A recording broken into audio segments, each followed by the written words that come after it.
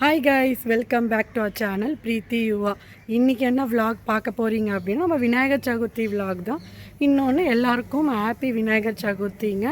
நீங்களும் நல்லபடியாக விநாயகருக்கு நல்லா சாமி கும்பிட்ருப்பீங்கன்னு நினைக்கிறேன். என்ன கொழுக்கட்டை அதெல்லாம் பண்ணி எல்லாருமே பண்ணியிருந்துருப்போம். இந்த விலாக் வந்து நம்ம விநாயகர் சதுர்த்தி விலாக் தான் பார்க்க போகிறீங்க. வாங்க வீடியோக்குள்ளே போகலாம்.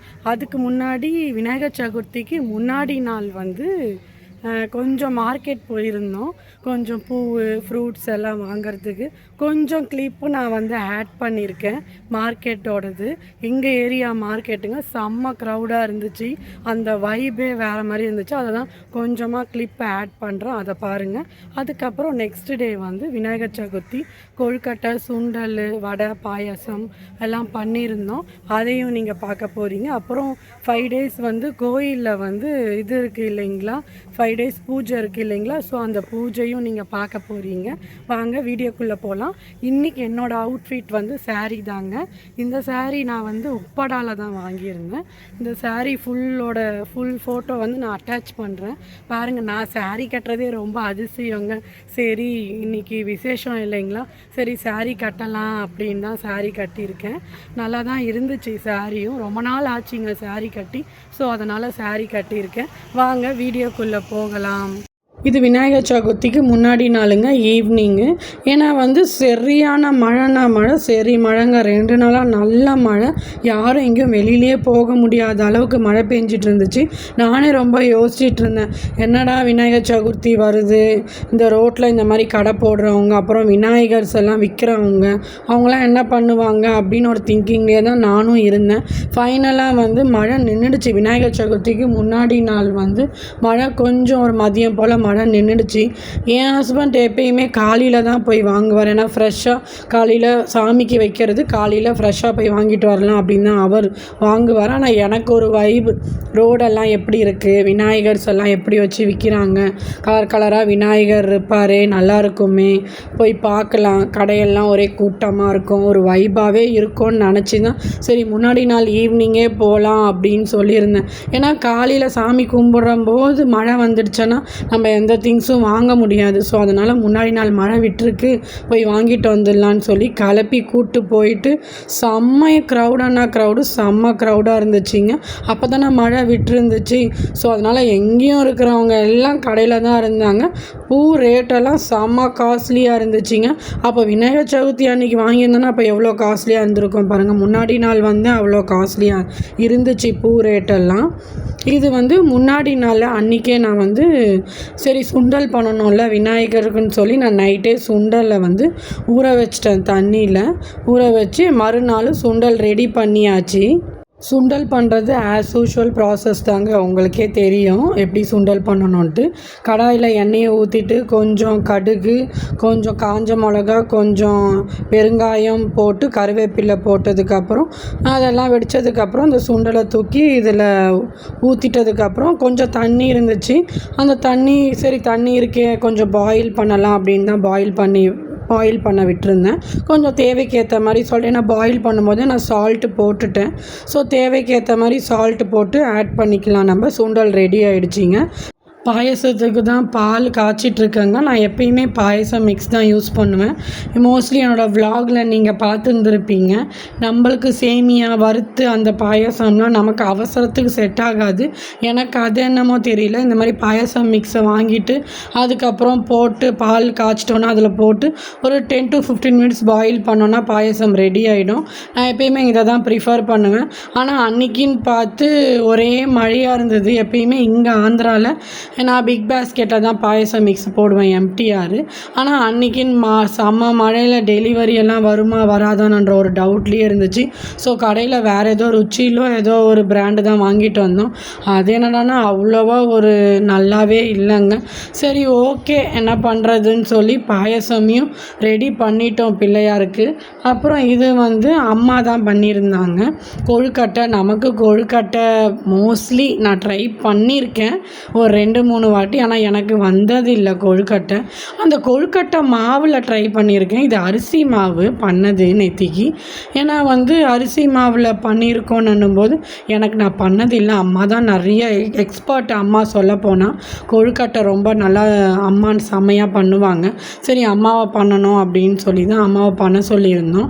அரிசி மாவில் கொஞ்சம் ஹாட் வாட்டரை ஊற்றி நல்லா வந்து நம்ம சப்பாத்தி மாவுக்கு மாதிரி பிசைஞ்சு வச்சுக்கிட்டாங்க. அதுக்கு ஸ்டஃப்டு என்ன அப்படின்னா வந்து வெள்ளை எள்ளை நல்லா பேனில் போட்டு வறுத்து எடுத்துக்கிட்டாங்க. அதில் நமக்கு தேவைக்கேற்ற மாதிரி வெல்லத்தை ஆட் பண்ணி கொஞ்சம் வந்து ஏலக்காய் பவுடரை ஆட் பண்ணிக்கிட்டோம். நல்லா மிக்ஸ் பண்ணி வச்சுக்கிட்டோம். இது தாங்க அந்த டவ்வு. என்ன டவ்வுன்னா அந்த அரிசி மாவு கொழுக்கட்டை மாவு டவ்வுன்னு சொல்லலாம்.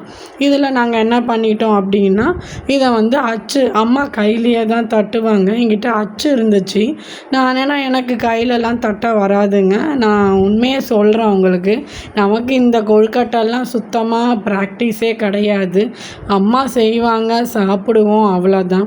இந்த விநாயகர் சதுர்த்திக்கு நான் மோஸ்ட்லி கொழுக்கட்டைலாம் ட்ரை பண்ணியிருக்கேன், ஆனால் வந்ததில்லை.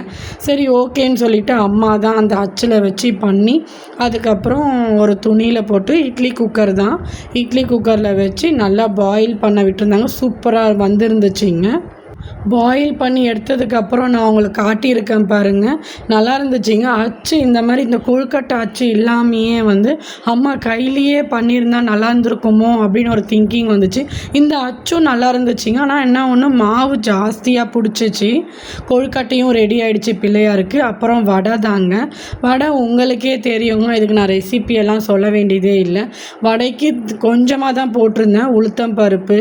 அது என்ன ஆச்சு அப்படின்னா வந்து வடை வந்து நல்லா கிறிஸ்பியாக வந்துருந்துச்சு. வடை சூப்பராகவும் இருந்துச்சு.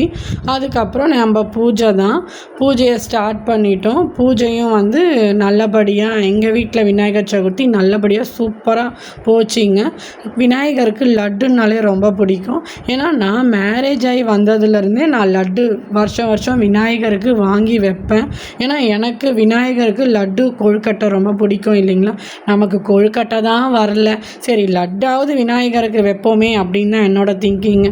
மீதியெல்லாம் பண்ணிவிடுவாங்க. ஆனால் மோஸ்ட்லி வந்து கொழுக்கட்டை பண்ணுறது தான் எனக்கு கொஞ்சம் டஃப்பாகவே இருக்கும். வாங்க எங்கள் வீட்டு பூஜையை பாருங்கள். எங்கள் வீட்டு விநாயகர் சதுர்த்தி செலப்ரேஷனை பார்ப்பீங்க வாங்க.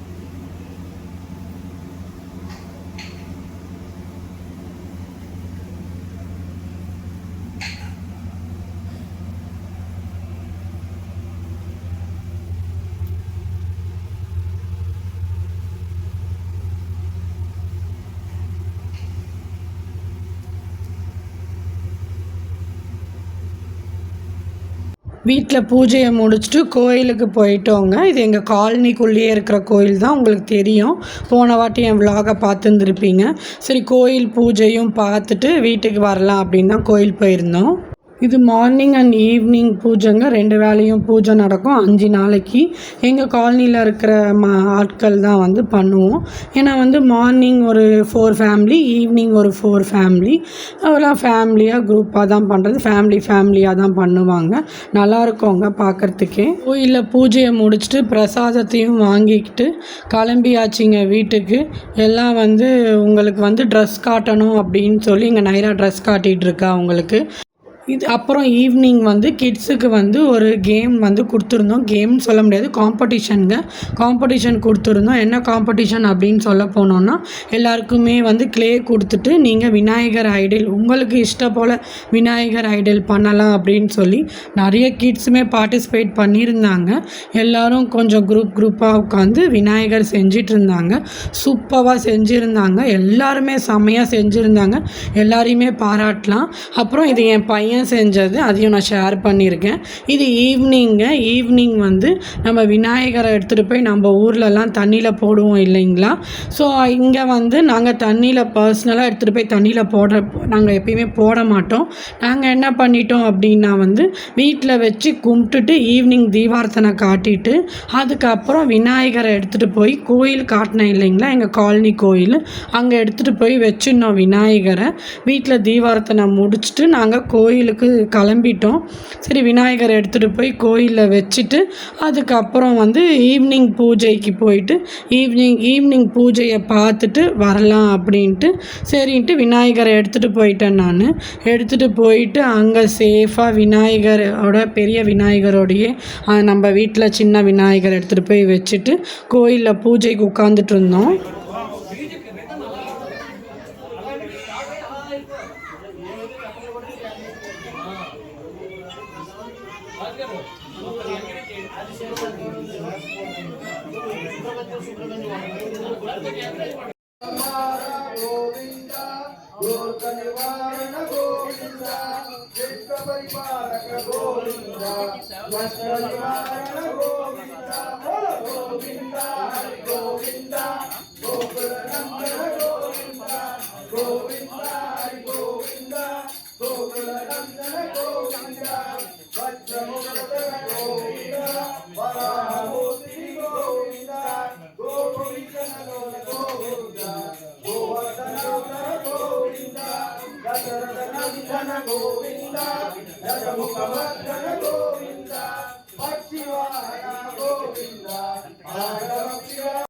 எங்கள் விநாயகர் சதுர்த்தி செலிப்ரேஷன் இப்படி தாங்க ஒரு டிவைனாக ஒரு பாசிட்டிவாக போச்சு. உங்கள் விநாயகர் சதுர்த்தி செலிப்ரேஷன் எப்படி போச்சு அப்படின்னு சொல்லி எனக்கு கமெண்ட் பண்ணுங்கள். இந்த வீடியோ உங்களுக்கு பிடிச்சிருந்தா லைக் பண்ணுங்கள், ஷேர் பண்ணுங்கள், கமெண்ட் பண்ணுங்கள். மறக்காமல் சப்ஸ்கிரைப் பண்ணிக்கோங்க. பக்கத்தில் இருக்க பெல் ஐக்கானையும் கிளிக் பண்ணுங்கள். அப்போ தான் நான் போடுற வீடியோ உங்களுக்கு நோட்டிஃபிகேஷனாக வரும். அடுத்த ஒரு இன்ட்ரெஸ்டிங்கான வீடியோ நான் உங்களை மீட் பண்ணுறேன். தேங்க்ஸ் ஃபார் வாட்சிங். பை.